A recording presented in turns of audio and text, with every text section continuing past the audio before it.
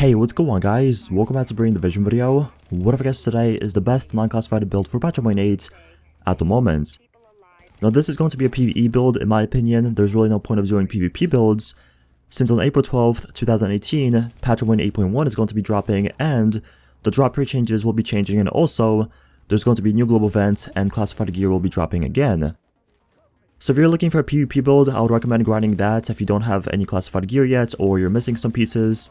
I would recommend waiting till this Thursday so you can have a better chance of getting those and completing your PvP build. But for PvE, there's still so many people looking for decent builds that are non-classified. For example, if you're coming back, if you're new to the game, and you want to grind those global events, if you want to grind for those GE caches and hopefully get your gear, I do understand PvE builds that are non-classified are kind of in high demand. So that's what I'm bringing you guys today, but before we start, I do want to announce the giveaway winner. If you guys didn't know, I was holding a giveaway for the past 3 days or so. A lot of you guys entered, and I do want to say thank you for everyone entering. If you don't win, that is okay. There will be more giveaways in the future this month, so you will have another chance of winning. But the winner is this guy. His name is Legacy. Congratulations, bro. I always see you in my streams. I always see you in my comments and stuff like that, and you know, I'm happy that you won.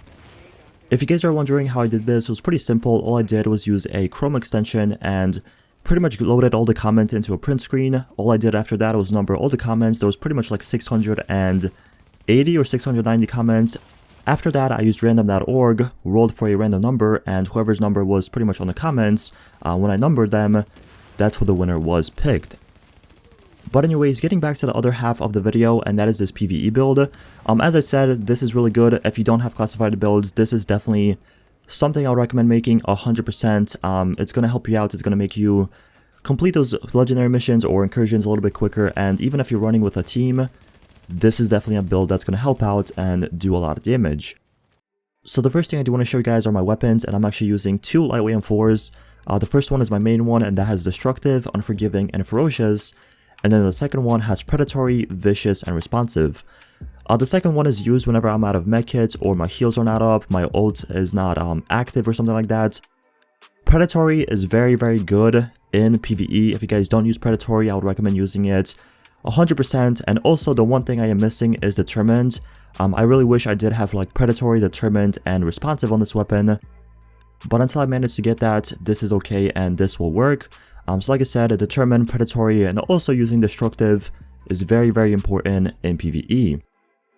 For the weapon mods, I'm using all headshot damage mods, and in my opinion, even if you're on console, for PvE using headshot damage mods is pretty much really good, since the NPCs don't really move that much, and since the NPCs are a little bit easier to hit, you could focus on the headshot and just do a little bit more damage with headshot damage mods. As I said, for PvP, you would normally want to use like critical hit damage if you're on console, but for PvE, using headshot damage is the way to go in my mind. As for the gear, I'm using 2 Predamark, 2 Striker, 1 Nomad, and a Ninja Bike backpack. This, in my mind, is a really, really good combination for PvE. Not only do you get the healing, you also get the weapon damage, and you also get the enemy armor damage, which is really important for PvE. So the first thing I do want to go over is my chest piece. I'm actually using a Pred chest piece over here, and we have health, enemy armor damage, ammo capacity, and then for the mods, I'm using 2 stamina and damage to elite mods.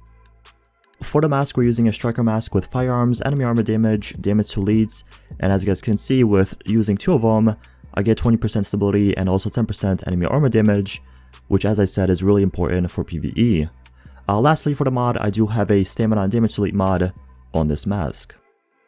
For the knee pads, I'm rocking with firearms, health, burn resistance, bleed resistance, damage to elites, and then for the mods, I do have another stamina mod with damage to elites, and a 6% first aid self-heal mod.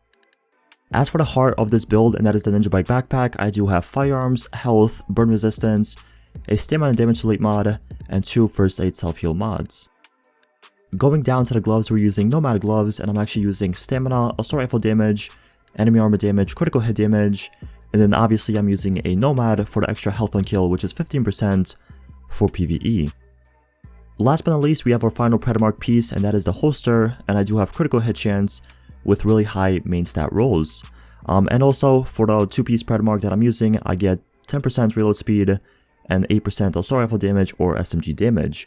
You can replace this with a Banshee and you're actually going to get 10% extra damage, but I did have really good pieces of Predamark and I also kind of want the reload speed for PvE, so that's why I did go with Predamark as my other two pieces. Lastly, I do want to give you guys an overview of my character stats because I do understand a lot of people are curious about this, and you can also get a general idea of what I'm working with for PvE and, you know, pretty much see how your build kind of compares to mine. So here's my weapon damage, my crit chance, critical hit damage, headshot damage. Here's my max health, my armor. Also, I'm going to show you guys my enemy armor damage and also damage to leads. So as you guys can see, they're pretty high, and that's pretty much the main thing I am invested in. Also, 15% health on kill is not a lot, but it's also kind of helpful, especially if you're playing solo or you're doing like really long and, you know, clustered missions, I would say. So yeah, that's pretty much the stats. That's pretty much what I'm working with on this build. As I said, it can be better if I obviously, you know, maxed out my gear pieces with the optimization station, but for now, it is what it is. Anyways, that concludes the video. Thank you guys so much for watching. Once again, congratulations to the winner. If you guys didn't win, that is okay. There will be more giveaways in the future, as I said. Just keep your heads up. But once again, that is it for the video. Thank you so much for watching. Don't forget to leave a like, subscribe for more videos, and I'll see you guys in the next one.